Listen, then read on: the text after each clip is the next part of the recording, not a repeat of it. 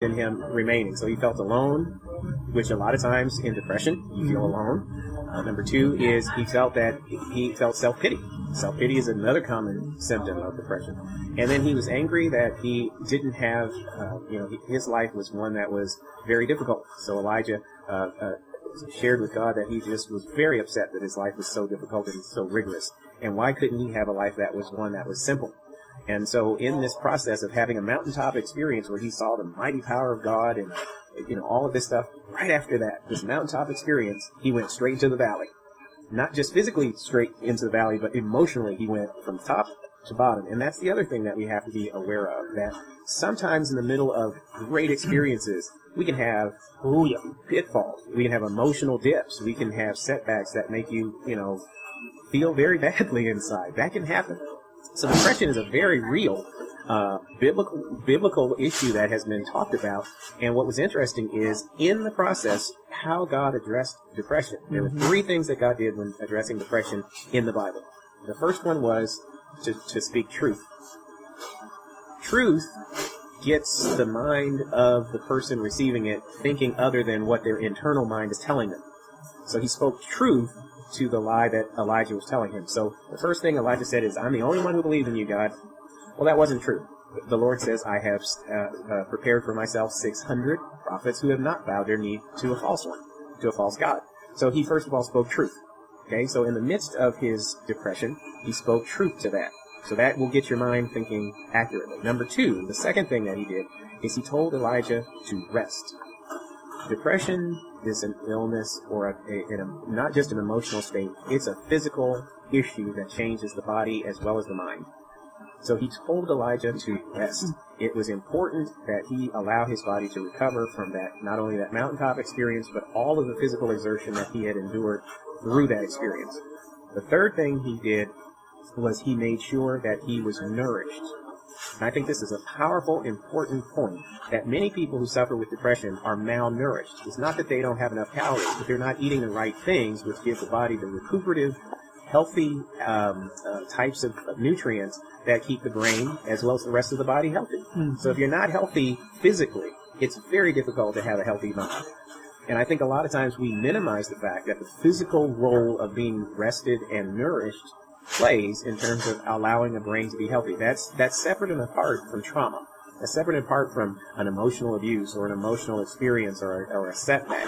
No one's discounting that. But a lot of times this is the way we deal with it. And you'll find too, I had an experience about 3 months ago. Had a patient who came in, and she was extremely depressed, had a bad diagnosis from her referring doctor, and she was really depressed about this. And I'm going to show you that in her depression, she continued to say every time she came, I'm not going to be able to get better. Every day she said, I'm not going to be able to get better. I'm not going to get better. This is not going to get better. This is going to get worse. Oh my gosh, it's going to get worse. I'm so nervous it's going to get worse. It's going to get worse. It's going to get worse. Every day, all she repeated to herself was that. It's going to get worse, it's going to get worse, it's going to get worse. It's not going to get better, it's going to get worse, it's going to get worse. And she continued to tell herself that. Now, here's the thing. That wasn't even the truth. Okay? The problem was, she was so busy telling herself that she lost the opportunity to see truth, which was, she could get better. And she was getting better. So chemically, she was getting better. Physically, she was getting better. But she was so busy telling herself she was getting worse that she couldn't even see herself getting better. Why is that important? The reason why that's important is you've got to, first of all, speak truth to the lie. You got to speak truth to the lie. The truth is she was getting better. Number two, she's got to rest. She would stay up all night, anxious about what her appointment was going to tell her the next day. She never slept. She was so anxious about life that she wouldn't sleep. Well, the brain doesn't have a chance to recover overnight when you do that. And the last thing was, she was eating a bunch of junk. And day in and day out, she was eating a bunch of junk, and she knew she wasn't supposed to be eating it. Blood sugar totally out of control, body doing all kind of crazy things. She was not taking care of herself. And those things reinforced that she had a trauma. And so the thing that I'm sharing is, the Bible is very, very clear on some things that it proposes when dealing with, depression, dealing with sadness, dealing with setbacks, and so forth. And this is the last thing that I wanted to add. When Jesus Christ heard that his cousin John was killed, he was very saddened by this. He went out into the wilderness. Very sad. And immediately after that, he was followed into the wilderness and he began to minister. Now, I want to talk about why that's an important point. When you are solely thinking about your own issue, and don't have time to minister to anyone else's issue, if you're not ministering to other people, that's why groups are so important when you're talking about, because you're listening to someone else's issue. You're listening to someone else's struggle. Whether you're actually telling them what to do about it is not necessary. May not even be necessary. Just the point is you're ministering by being there to hear. That alone is the beginning of your healing. So the fact is that the sick person ministering to someone else allows for their healing. And that's what happened in the case of Jesus. Jesus spent his time ministering to others, and in the process of that, he himself began to feel better. I share that because it's a really critical point that we need to look outside of ourselves and start serving other people so that we can be more effective. Go ahead, B.A. And a good example of that, and I'm not dealing with depression or anything or whatever, but find a place to serve.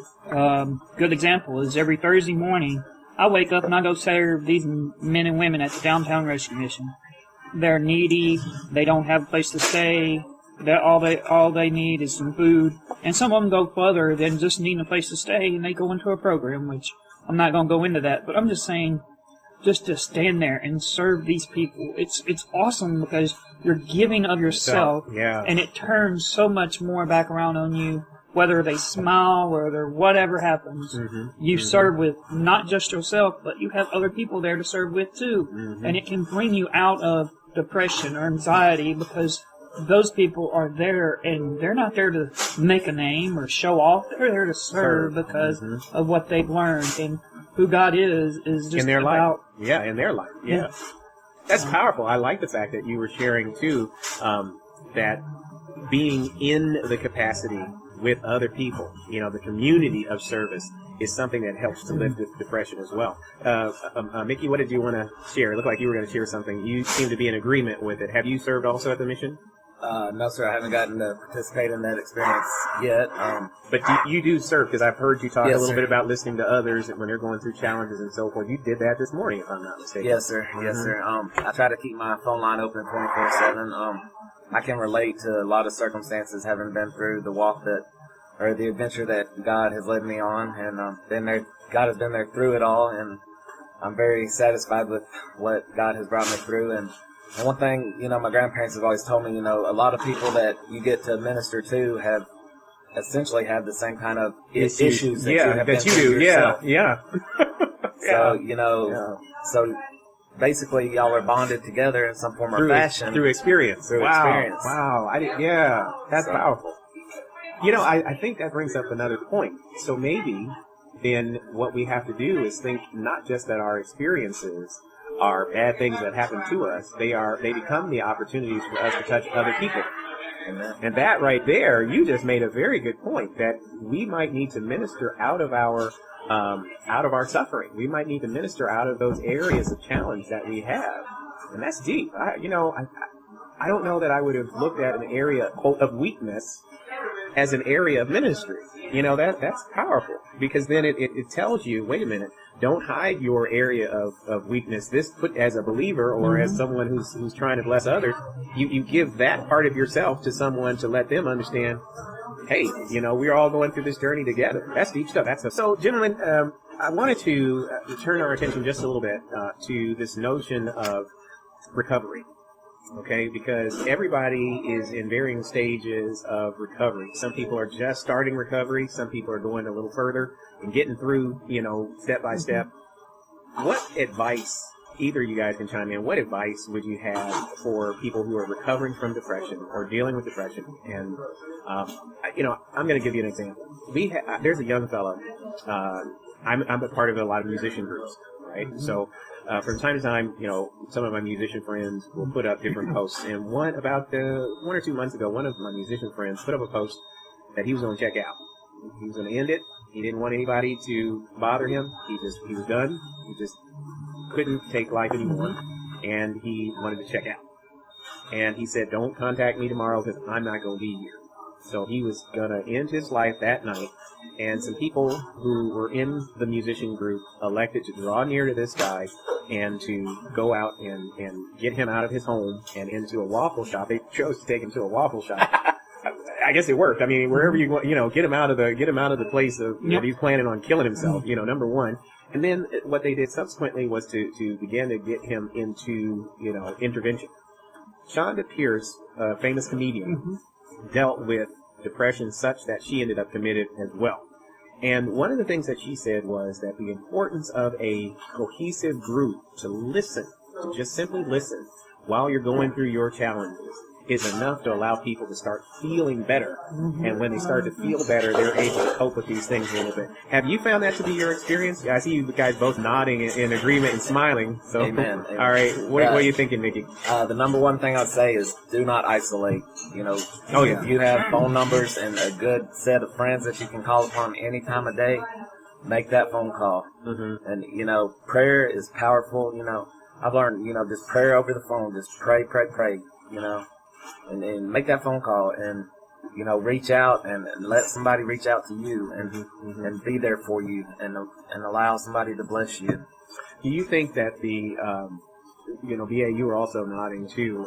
Do you feel that because of isolation that people are more apt to become depressed? Or do you think it's the isolation that is the result of their depression? You know what I'm saying? Do you think they isolate because they're depressed, or do you think the isolation has resulted in them being depressed? I think it's the BA here. I think it's the latter, the first part, where depression leads to the isolation. Because mentally, in our states, anything can turn us, or get us in that mental state of depression, which is not an area you want to be in. As we were talking about with the, Mickey was talking over here about the calling and making the calls. Yeah. Well, let me just state this. You're not alone, because this was an average I heard probably a couple years ago, but every person knows approximately 85 people. Right. You're never alone. So you know someone, you just got to be willing to pick up that phone and make the call. If you don't get one, go to the next. If you don't, it's up to you to reach out and get out of this, because that depression can easily become mental, make you chemically aware, where you start doing these drugs or whatever, and then it just becomes trying to downward spiral. self-medicate. Yeah, self-medicating, as opposed to really dealing with the issue, going and finding these ways. And the truth is, it seems like addictions spawn from that. So in order to feel better, I'll go ahead and get a hit of this, whatever pot or whatever, or in order to deal with my frustration, I'll hit, we talked about porn, some time back, and I'll hit this porn or whatever. So, I think at the end of the day, in order to put balance back into this, that we really do have to think about the notion of getting a healthy mental percept, being, thinking well, and then choosing to surround ourselves with people who will help to, encourage us and to build us. And then also being willing to reach outside of ourselves to help other people. And that action alone will help us to get there. Let me ask you this. How important is a church family to building that? Because you guys are both churchgoers, right? Yes, right? sir. You guys both go to church. Is the church right now meeting that need of, there was a Francis Chan. I'm going to borrow a story from Francis Chan. Francis Chan, you guys both know. He said he was very disappointed when a gang member who became a Christian got upset. And he said, so why are you upset? Where did this guy go? And the gang member said, I expected the church to be like the gang, where they were with me 24/7 and had my back. I could always count on them to have my back. And so he was never alone. That was his family. And he saw the church as his new, quote, gang that he was going to be part of, and he was going to have other people's back, and they're going to have his. So my question is the church, because you guys both attend, is that meeting that particular need? Okay, my brother Mickey over here has got some thought going on, so while those wheels keep turning in his head, let me just chime in and say, the bottom line, and this is how God created us, we are the church. No matter whether you believe or not, you are in the family of God. God created you. The church isn't just a building. It's not a place with a steeple. It's so much more. It's in the heart. And it's in the heart, and it's about relationships that you build, but you've got to get out there and build those relationships. It's about, bringing together those people that are like you or different from you and allowing God to use you in every area because we are the church.